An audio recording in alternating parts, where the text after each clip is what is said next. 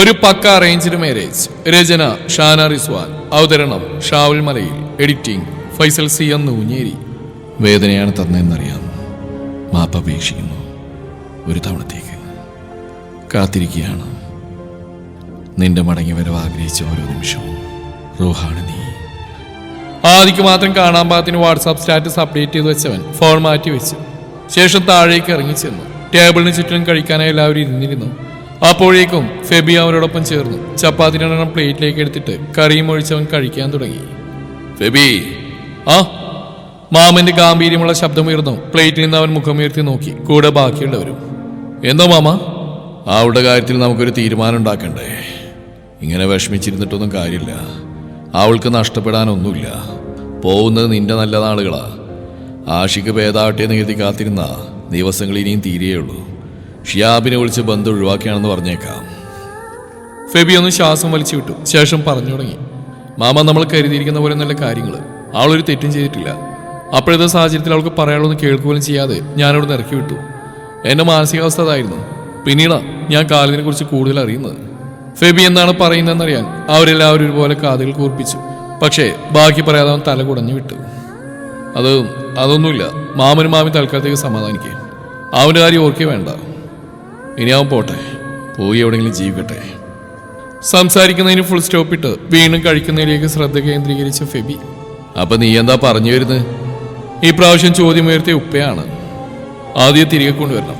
അതന്നെ ഞാൻ വിളിച്ചതാ. പക്ഷേ എല്ലാവരോടും തെറ്റിദ്ധരിച്ചല്ലോ, തെറ്റുകാരാക്കിയല്ലോ. അപ്പൊ നിരപരാധിത്വം തെളിയിച്ചിട്ട് രണ്ടാമത് ഇങ്ങോട്ടൊരു മടങ്ങി വരുള്ളൂന്നാ അവൾ പറയുന്നത്. അതിന് ആശി വേണം. എന്താണ് കാലത്തിന് അവൾക്കിടയിൽ ഉണ്ടായതെന്ന് അവന് മാത്രമേ അറിയൂ. പക്ഷെ എനിക്ക് വിശ്വാസമാണ് അവളൊരു തെറ്റും ചെയ്തിട്ടില്ലെന്ന്. ഫെബി പറഞ്ഞു നിർത്തി എല്ലാവരെയും നോക്കി. ആരൊന്നും മിണ്ടുന്നില്ല. സോനയുടെ ഉള്ളം തിളച്ചു മറിയുകയായിരുന്നു. അവളുടെ എല്ലാ പ്രതീക്ഷകളും നഷ്ടപ്പെട്ട് കഴിഞ്ഞിരുന്നു അതിനോടകം. ഉമ്മയുപ്പയൊന്നും പറഞ്ഞില്ലല്ലോ. അവർ പ്രത്യേകിച്ചൊന്നും പറയാതിരുന്നപ്പോൾ ഫെബി ചോദിച്ചു, ഞങ്ങളെന്ത് പറയാനാ? ഞങ്ങളോടോ ഈ വീട്ടിലുള്ളവരോടോ ഇന്ന് വരെ ഒരു മോശം പെരുമാറ്റം അവളിൽ നിന്നും ഉണ്ടായിട്ടില്ല. ആകെ കൂടി അവൾ ചെയ്തതെന്ന് പറയാൻ അന്നത്തെ ആ സംഭവം. അവിടെയും തീരുമാനമെടുത്ത് നീയാ. നിനക്ക് വേണ്ടെന്ന് പറഞ്ഞു. അവൾ അവളുടെ കൂടെ വിട്ടു. ഇപ്പൊ നിനക്ക് വിശ്വാസം തോന്നുന്നുണ്ടോ? ജീവിതം നിന്റേതാ.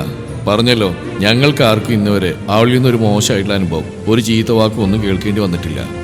അവളെ വേണമെന്നാണ് നിന്റെ തീരുമാനിക്ക് തിരികെ വിളിക്കാം. ആരും അതിനൊന്നും ഇവിടെ എതിരല്ല. ഒപ്പയും പറഞ്ഞു നിർത്തി. ആ അഭിപ്രായം കൂടി കേട്ടതോടെ ഫെബിക്ക് സമാധാനമായി. എല്ലാവരും വീണ്ടും അവരവരുടെ മുന്നിലുള്ള കഴിച്ചു തുടങ്ങി. സോനയ്ക്ക് മാത്രം ഒന്നും ഇറങ്ങാത്ത അവസ്ഥ. ആൾ വെറുതെ പ്ലേറ്റുള്ള ഭക്ഷണത്തിലൂടെ വിരലോടിച്ച് കളിച്ചു. ഉമ്മയുടെ നിർബന്ധത്തിന് അടുക്കള വരെ ചെന്ന് ചൂട് കഞ്ഞിയിൽ ഊതി അല്പം കുടിച്ചു. ആദി ടാബ്ലറ്റും കഴിച്ച് ധൃതിയിൽ ബെഡിൽ തന്നെ വന്ന് കിടന്നു. ഒരു തവണ ഫെബി വിളിക്കുകയും സംസാരിക്കുകയും ചെയ്തുകൊണ്ട് ഇപ്പോൾ വല്ലാത്ത ആകാംക്ഷയിലാണ്. വീണ്ടും അവന്റെ കോളോ മെസ്സേജോ തന്നെ തേടി വരുമെന്ന് ചിന്തിച്ച് വെറുതെ ഫോണിനെടുത്ത് നോക്കിയതാ. അപ്പോഴത് അവന്റെ സ്റ്റാറ്റസിൽ ഒരു ടെക്സ്റ്റ് ഓപ്പൺ ചെയ്ത് ആ എഴുത്തിലൂടെ കണ്ണോടിച്ചു.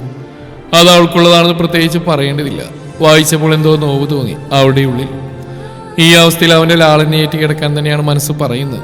പക്ഷെ അതിനേക്കാൾ ഭയമാണ് ഉള്ളിൽ. ആരോ പിന്തിരിപ്പിക്കുന്ന പോലെ. ഇനി ഏതായാലും ആശ എഴുന്നേൽക്കട്ടെ എന്ന് തന്നെ തീരുമാനിച്ചു.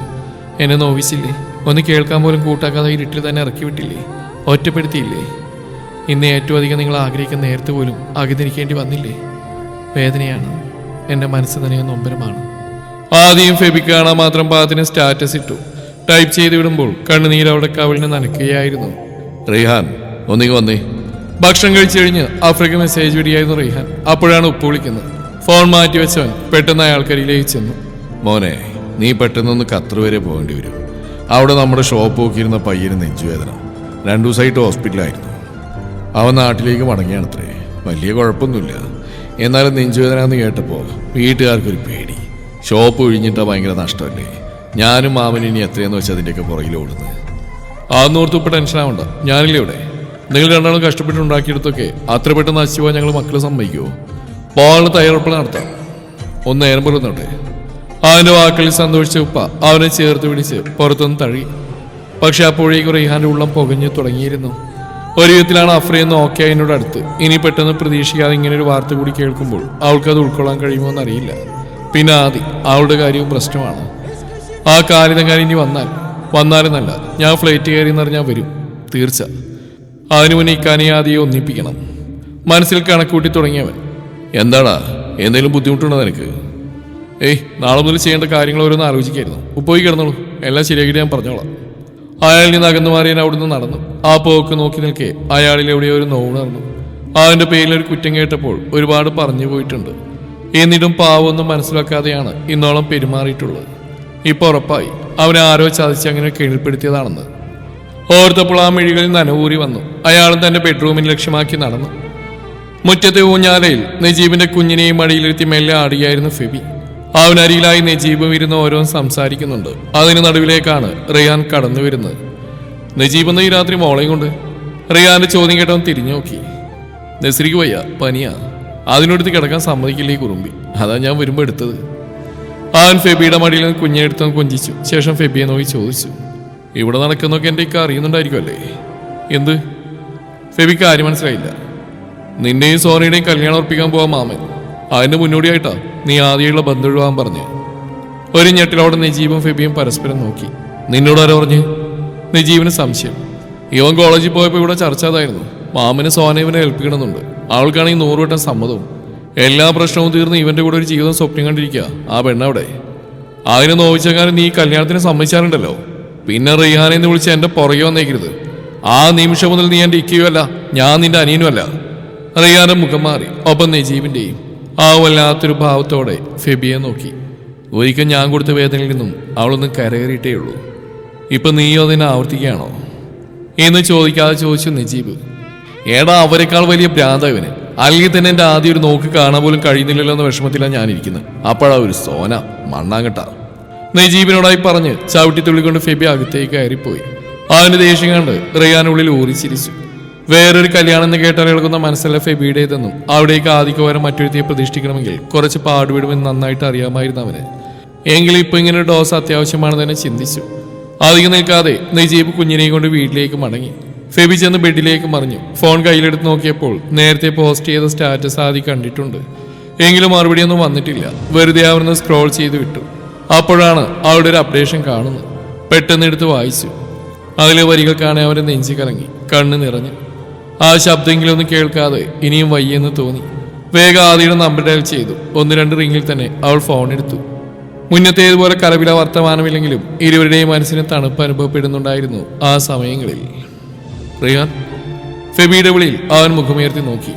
ഇന്ന് വൈകിട്ടെന്താ പരിപാടി? പ്രത്യേകിച്ചൊന്നുമില്ല. എങ്കിൽ നമുക്കൊരിടം വരെ പോകാനുണ്ട്. എവിടെ?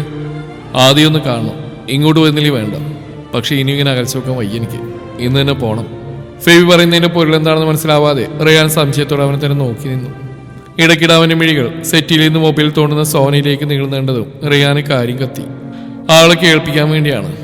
ശരിക്കും ഇന്ന് തന്നെ പോവാം. ആദ്യം നിന്നെ കാണുന്ന കുറച്ച് സമയം അടുത്തിരിക്കണം എന്നൊക്കെ ആഗ്രഹമുണ്ട്. പാവം, അതിൻ്റെ ഉള്ളിൽ നൊന്തിരിക്കുക. നിന്നെ കാണാൻ ഇത്തിരി ആശ്വാസം ലഭിക്കും. സോന ഫോണിലേക്ക് മുഖമിട്ടിരിക്കുകയാണെങ്കിലും ചെവി രണ്ടും ഫെബിയുടെയും റിഹാന്റെയും ചുണ്ടിന് കീഴിൽ കൂർപ്പിച്ചു വെച്ചതായിരുന്നു. ആദി എന്ന പേര് കേട്ടതും എവിടുന്നേക്ക് അവൾക്ക് എരിഞ്ഞു കയറാൻ തുടങ്ങി. അതിൻ്റെ കൂടെ റിയാന്റെ സാധാരണ പറച്ചിൽ കൂടി ആയപ്പോൾ അവളെ ചുട്ടുകൊല്ലാൻ തോന്നി സോനയ്ക്ക്. എങ്കിലും മനസ്സിലുള്ളത് പുറത്ത് കാണിക്കാതെ ഒന്നും കേൾക്കാത്ത മട്ടിൽ അവൾ അങ്ങനെ ഇരുന്നു.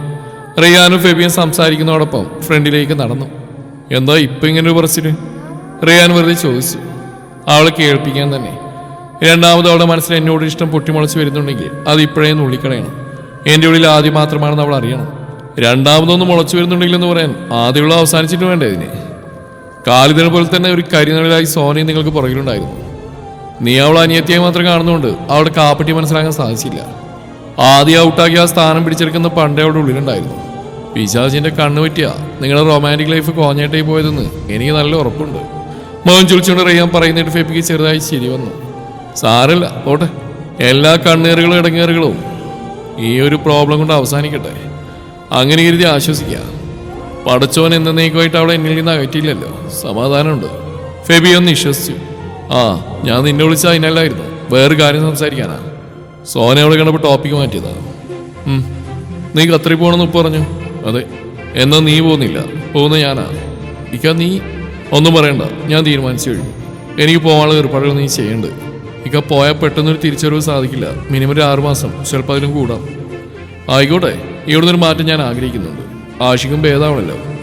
മടങ്ങി വരുമ്പോഴേക്കെല്ലാം കലങ്ങി തെളിഞ്ഞ് എൻ്റെ പെണ്ണിയുടെ വേണം.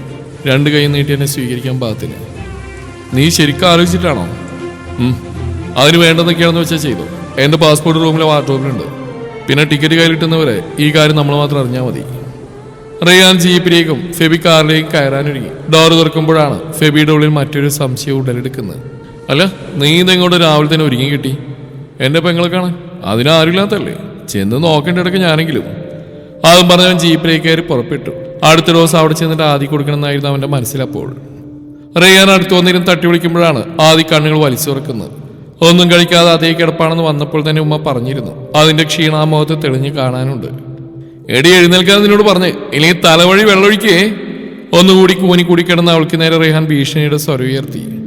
പ്ലീസ്, കുറച്ച് നേരം കൂടെ, എനിക്ക് തലയിട്ടുന്ന പോലെ എഴുന്നേക്കാൻ വയ്യ. അത് ഭക്ഷണം കഴിക്കാനായിട്ട് എൻ്റെ ആദി, നീ ഒറ്റകളിപ്പെന്ന് ഓർക്കണം. ഇവിടെ എഴുന്നേറ്റ്. അവനവളെ കയ്യിൽ വലിച്ച് പതുക്കി ഉയർത്തി. കണ്ണുകൾ തുറക്കാതെ അവൾ എഴുന്നേറ്റിരുന്ന് ചിണുങ്ങാൻ തുടങ്ങി. പോയി മുഖം കഴിയുക, എന്തെങ്കിലും കഴിക്കാം. എന്തെങ്കിലും കുറച്ച് സംസാരിക്കേണ്ടതിനോട്. ആദ്യമല്ല പുതപ്പ് മാറ്റി എണീറ്റു. വാഷ്റൂമിലേക്ക് കയറിയതും അവൻ റൂമിന് വെളിയിലേക്ക് ഇറങ്ങി. ആദ്യം ഫ്രഷായി വന്നു. അപ്പോഴേക്കും ചൂട് കാപ്പിയും ദോശയും ടേബിളിൽ എത്തിയിരുന്നു. ഇതോ എനിക്ക് വേണ്ട ദോശ, ഞാൻ കാപ്പി മാത്രം കുടിച്ചോളാം. അതൊന്നും പറ്റില്ല, ഒരു പകുതിയെങ്കിലും കഴിക്കണം. അവനവളെ പിടിച്ചിരുത്തി കഴിപ്പിക്കാൻ തുടങ്ങി. കുറച്ച് വയറ്റിലേക്ക് എത്തിയപ്പോൾ തന്നെ ആ കണ്ണും തുറന്നു. ഒരു ഉന്മേഷം തോന്നി അവൾക്ക്. അല്പസമയം എല്ലാവരും ഒന്ന് സംസാരിച്ചിരുന്നു. ശേഷം റെഹാനെയും വിളിച്ച് അവൾ പുറത്തേക്ക് ഇറങ്ങി. എന്താ സംസാരിക്കാണ്ടെന്ന് പറഞ്ഞേ? വീട്ടിലെ വിശേഷങ്ങൾ തന്നെ. പ്രത്യേകിച്ച് എന്തെങ്കിലും ഉണ്ടോ? നിന്നെ മൊഴിയൊലിച്ച് സോനെ ഇക്കാനും കൂടെ കല്യാണം കഴിപ്പിക്കാനുള്ള പരിപാടിയാ മാമൻ. ആ വാക്കുകൾ കേട്ട് ആദ്യയുടെ നെഞ്ചിലൊരു പാറക്കല്ല് കയറ്റി വെച്ച കണക്കിന് ഭാരം തോന്നി. അവളുടെ മുഖം മങ്ങി, കണ്ണുകൾ ചുവന്നു തുടങ്ങി. സുബ്ഹാനല്ലാഹ്. അവളുടെ ഭാവം കാണെ റയാൻ തലയിൽ കൈവച്ചു പോയി. എടി കുരിപ്പ് നിന്നെ വേദനിപ്പിക്കാനല്ല, അവിടെ നടക്കുന്ന കാര്യങ്ങളൊന്നും അറിയിച്ചെന്നേ ഉള്ളൂ. അല്ലെങ്കിൽ തന്നെ അവൻ കിട്ടുകയല്ലേ സോനെ. അത് വേണമെങ്കിൽ പണ്ടേ ആവായിരുന്നു. പാവം, നീ ഇല്ലാത്ത വിഷമത്തിൽ മര്യാദക്കൊന്ന് ഭക്ഷണം കഴിച്ചിട്ട് തന്നെ നാള് കുറേ. ആ കോലൊന്ന് കാണണം. മെലിഞ്ഞ എല്ലും തോലായി താടിമുടി കണ്ടാലോ. ഈ നാട്ടിൽ ബാർബർ ഷോപ്പ് ഇല്ലേന്ന് തോന്നിപ്പോവും. ഒക്കെ നിന്നെ പിരിഞ്ഞിരിക്കുന്ന സങ്കടത്തിലാ. പറഞ്ഞു നിർത്തിയവൻ ഓളി കണ്ടിട്ട് അവളെ നോക്കി. ആ മോന്തണ്ടാലറിയാം, ഇപ്പൊ കൂടുന്ന മരുന്ന് നല്ലോണം ഏറ്റിട്ടുണ്ട്. ഇനിയും കൂടുതൽ വിഷമിപ്പിക്കാൻ തോന്നിയില്ല അവന്. കുഞ്ഞുള്ളതാ, അതിനൊന്നും സംഭവിച്ചുകൂടാ. എന്നാലും അത് ഇക്ക മാസം കേട്ടോ. എല്ലാവരുടെയും മുഖത്ത് നോക്കി പറഞ്ഞു, എന്റെ ജീവിതത്തിൽ ഒരു പെണ്ണുണ്ടെങ്കിൽ അത് ആദ്യം മാത്രമാണെന്ന്. അവളൊരു തെറ്റ് ചെയ്തിട്ടില്ലെന്നും അവൾ എനിക്ക് പൂർണ്ണ വിശ്വാസമാണെന്നൊക്കെ. സത്യം പറയാലോ, അത് കേട്ടപ്പോൾ എനിക്ക് വല്ലാത്തൊരു മതിപ്പ് തോന്നിപ്പോയി അവനോട്. നിന്റെ ഒരു യസ്സിന് വേണ്ടി കാത്തിരിക്കാം, വീട്ടിലേക്ക് കൂട്ടിക്കൊണ്ടുപോകാൻ. ഇപ്പൊ ഞാനത് ആഗ്രഹിച്ചു പോവാതി. നീ വരണം, എന്നിട്ട് വേണം ആ സോനയ്ക്കിട്ട് ഒരു പണി കൊടുക്കാൻ. അവിടെ ഒരു ഷോ ഇറക്കല്. ഫെബിക്ക് അവളുടെ സ്വന്തം പ്രോപ്പർട്ടിയാണെന്ന വിചാരം. ഒന്നും എനിക്ക് അങ്ങോട്ട് പിടിക്കുന്നില്ല കേട്ടോ. ആദ്യം മുതൽക്ക് അവൾക്ക് എന്നോടൊരു അകൽച്ചയുണ്ടായിരുന്നു. ഞാനെന്തോ കുറ്റം ചെയ്ത പോലെ. പിന്നെയല്ലേ അതിന്റെ കാരണം ഫെബിക്കാണെന്ന് മനസ്സിലാവുന്നു. എനിക്കിപ്പോൾ സംശയം തോന്നുക, അന്ന് ഡോക്ടർ പറഞ്ഞ പോലെ എന്റെ കുഞ്ഞിനെ ഇല്ലാതാക്കാൻ മനഃപൂർവ്വം അവൾ എന്നെ വീഴ്ത്തിയിട്ടതാണോന്ന്. അബോർഷനായെന്ന് കേട്ടപ്പോൾ അവളുടെ കണ്ണിൽ ഒരു പ്രത്യേക തിളക്കുണ്ടായിരുന്നോന്ന് ഇപ്പോൾ ഒരു സംശയം. കുഞ്ഞ്? അബോർഷൻ? ആർക്ക്? ആദ്യം നിന്നോടാ ചോദിക്കുന്നത്. ഏത് കുഞ്ഞ്? ആർക്ക് അബോർഷനെ കാര്യം നീ ഇപ്പൊ പറഞ്ഞ്? അവളുടെ പകപ്പോഴകൾ നിൽപ്പേണ്ട റിയാൻ ആവർത്തിച്ച് ചോദിച്ചു. അപ്പോഴാണ് നാവ് ചതിച്ചല്ലോ എന്ന് അവൾ ഓർക്കുന്നത്. ആരോടും പറയില്ലെന്ന് സോനക്ക് വാക്കുകൊടുത്തായിരുന്നു. ഇപ്പൊ അറിയാതെ റിഹാനോട് പറഞ്ഞുപോയി. എടാ, അത് അന്ന് ഒന്ന് തെളിയിച്ചവർ ആദി, എന്റെ ക്ഷമ നശിക്കുന്നു. അവന്റെ ശബ്ദം കടുത്തു വന്നു. അന്ന് ഞാൻ സ്റ്റെയറിൽ നിന്നൊരു താഴേക്ക് വീണില്ലായിരുന്നോ എന്ന് തുടങ്ങി അന്ന് നടന്നൊക്കെ വിശദീകരിച്ച് പറഞ്ഞവള്. കേട്ട് കഴിഞ്ഞതും ദേഷ്യമൂത്ത് റെയ്ഹാൻ ആദിക്ക് മുമ്പിൽ ഉറഞ്ഞു തുള്ളി. നിന്റെ അവസ്ഥ ഇതായി പോയി. ഇല്ലെങ്കിലുണ്ടല്ലോ ചെവിട്ടാണിക്കുറ്റി നോക്കി ഒന്ന് പൊട്ടിച്ചേരായിരുന്നു. നീ ആരാടി? ആകാശത്തുനിന്നും ഭൂമിയിലേക്ക് ഇറങ്ങി വന്ന മാലാകയോ? സ്വന്തം കുഞ്ഞിനെ ഇല്ലാതാക്കിയവളെ സംരക്ഷിക്കാൻ അന്ന് ഞാൻ എന്റെ സംശയം പ്രകടിപ്പിച്ചാ സമ്മതിച്ചെന്നില്ല നീ. എന്നിട്ടിപ്പോ അവൾക്ക് വെളിപാട് വന്നിരിക്കുന്നു. കോവർ കഴുത. അരിശം കൊണ്ട് അവൻ അറപ്പല്ലേ ഞെരിച്ചമർത്തി. എടാ, എനിക്കറിയായിരുന്നോ അവിടെ ഉള്ള ഇത്ര ക്രൂരാണെന്ന്? ഫെബിക്കറിഞ്ഞാൽ കൊന്നുകളെന്ന് പറഞ്ഞ് പേടിച്ച് കരഞ്ഞപ്പോ ഞാൻ പിന്നെ എന്താ ചെയ്യേണ്ടത്? വിശ്വസിച്ചു പോയി. ആകെ ഭ്രാന്ത് പിടിച്ചൊരവസ്ഥയിൽ റയാൻ ഫ്രണ്ടിലെ സ്റ്റെപ്പിലേക്ക് ഇരുന്നു. ഇനി എന്ത് ചെയ്യണമെന്ന് അവന് മനസ്സിലാവുന്നുണ്ടായിരുന്നില്ല. എല്ലാം പറഞ്ഞ് സെറ്റാക്കി നിന്നയിക്കാനെ എത്രയും പെട്ടെന്ന് ഒന്നിപ്പിക്കാനാ ഞാനിപ്പോൾ ധൃതിപ്പെട്ട് ഇങ്ങോട്ട് വന്നത് തന്നെ. അപ്പോഴെങ്ങനെ ഒരു വാർത്ത. ഇനി വേണ്ട, ഇക്ക പോയി വരട്ടെ, എന്നിട്ട് വന്നാൽ മതി നീ ആ വീട്ടിലേക്ക്. അവനും കൂടി പോയ പിന്നെ സോന നിന്നെ എടുത്തിട്ട് അമ്മാനാടും. നീയോ ഒന്നും മിണ്ടാതെ അവൾക്കനുസരിച്ച് നിൽക്കുകയും ചെയ്യും. ഫെബിക്ക പോവേ എങ്ങോട്ട്? അവൻ പറഞ്ഞ മറ്റൊന്നിനും അവൾ വലിയ ശ്രദ്ധ കൊടുത്തില്ലെങ്കിലും ഫെബി പോകുന്നേന്ന് പറഞ്ഞ് നന്നായി കേട്ടിരുന്നു. അത് പറയാൻ മറന്നു. ഈ അടുത്ത ആഴ്ച ഖത്തറിലേക്ക് പോവാ. 6 മാസം കഴിഞ്ഞ് മടങ്ങി വരുള്ളൂ. കേട്ടത് ആദിയുടെ മുഖം മങ്ങി. കരച്ചിൽ വരാൻ തുടങ്ങിയിരുന്നു. 6 മാസോ? എന്തിന്? ഞാൻ മിണ്ടാഞ്ഞിട്ടാണോ? അല്ലടി, ഇത് ഉപ്പയുടെ എന്തോ ബിസിനസ് ആവശ്യത്തിന് വേണ്ടിയാ. എന്നാലും റെയ്യാൻ 6 മാസത്തൊക്കെ പറയുമ്പോൾ ഈ പ്രഗ്നൻസി ടൈമിൽ ഒരു ദിവസം പോലും ഇക്കയോടൊപ്പം എനിക്ക് നിൽക്കാൻ പറ്റില്ലേ? ഡെലിവറിക്ക് പോലും എന്നോടൊപ്പം ഉണ്ടാവില്ല എന്നാ തോന്നണേ. അവളാകെ അസ്വസ്ഥയായി. പോണ്ടെന്ന് ഞാൻ പറഞ്ഞാടി, കേൾക്കുന്നില്ല. ഒരു മാറ്റം ആഗ്രഹിക്കുന്നു. അപ്പൊ തോന്നി പോയി വരട്ടേന്ന്. പിന്നെ നീ ടെൻഷൻ ആവണ്ട, അത്രയും ദിവസം നിന്നെ കാണാൻ പറ്റില്ല അവന്. പെട്ടെന്ന് എനിക്ക് മടങ്ങിയെന്നുള്ളൂ. അവന്റെ ആശ്വാസവാക്കുകളൊന്നും അവളുടെ തലയിലേക്ക് കയറുന്നുണ്ടായിരുന്നില്ല. ആകെ സങ്കടം, മനസ്സിന്റെ സമാധാനം നഷ്ടപ്പെട്ടു തുടങ്ങിയിരുന്നു. തുടരും ഈ കഥയുടെ ബാക്കി ഭാഗം നാളെ ഇതേ സമയം.